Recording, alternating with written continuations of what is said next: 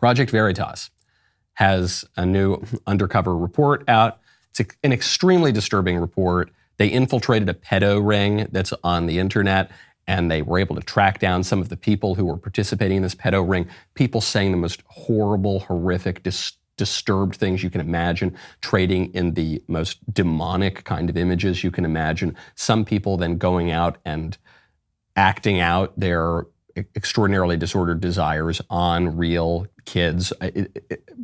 Watch with your own discretion, proceed with caution. I've got just a little clip here, which we've cleaned up. It's still basically acceptable for wholesome viewing, of Project Veritas going in, finding one of these guys and interviewing him. And here's what he has to say. The first man, Jonathan, we found living in New York in government-subsidized housing. How's it going? Jonathan? Yeah. So, is your email EL8 at Gmail? Okay. This stuff has kind of come up because he was like addicted to porn. Yeah. So it's like I actually now limit his internet access, but he does have a phone.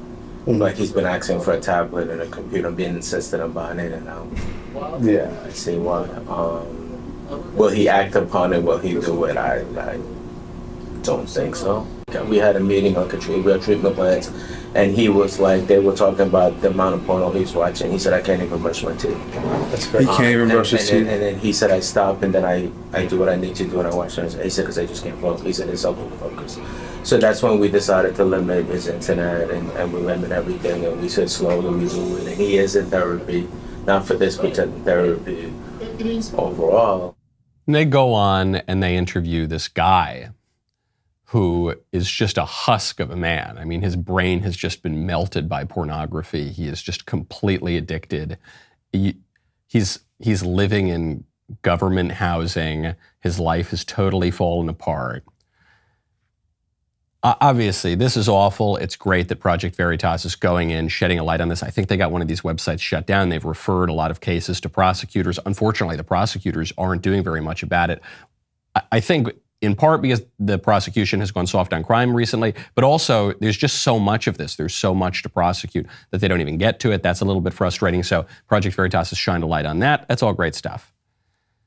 But when I watch the guy be interviewed and then the person we just heard from, this guy's government-appointed landlord, I feel a great deal of pity.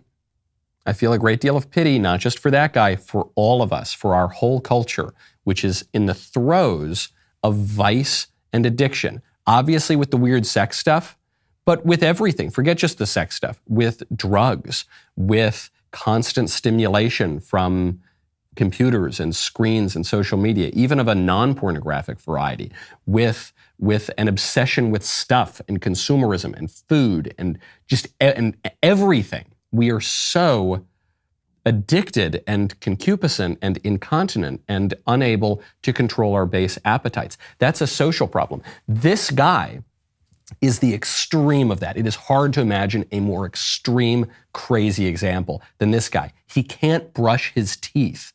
He's so addicted to porn, to the most disgusting, horrific kind of porn you can imagine, that he can't take 20 seconds to put some toothpaste, brush his teeth really quick, and go. He can't do that.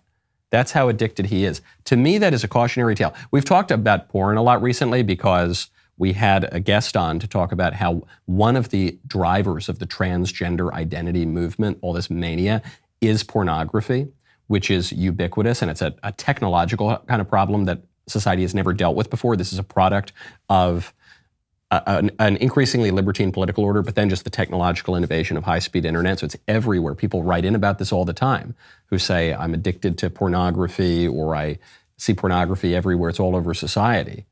I think that's the extreme of that. And so the value I see in the investigation from Project Veritas is, one, I hope it can clean up some criminal enterprises. I'm a little skeptical the prosecution will do that. But two, look at that guy. Do you want to end up like that guy? Because that's the logical conclusion of indulging vice. That's the logical conclusion directly of porn, I guess, but of all of it.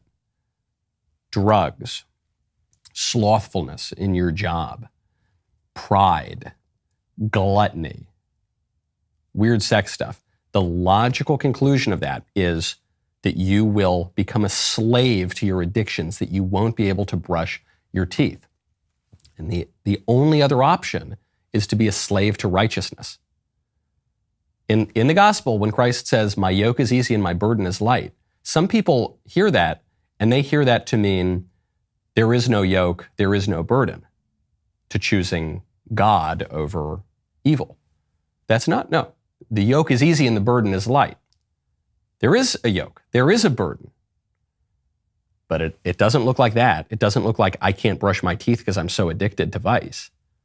It looks like growing from vice and addiction into mere incontinence. So you want to do bad things, or you want to do good things in your mind, but you still do a lot of bad things, to continence, which is you want to do good things and you mostly can control yourself to do the good things, to ultimately virtue.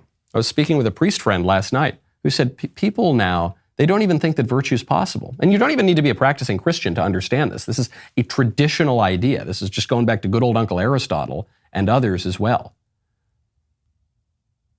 But if you don't practice those habits of virtue, you're going to practice habits of vice, and you're going to end up down the path to that guy. It's some of the most important investigative journalism I've seen in weeks, and it has almost nothing to do with the story itself. It has to do with the story of all of us and how the society is operating.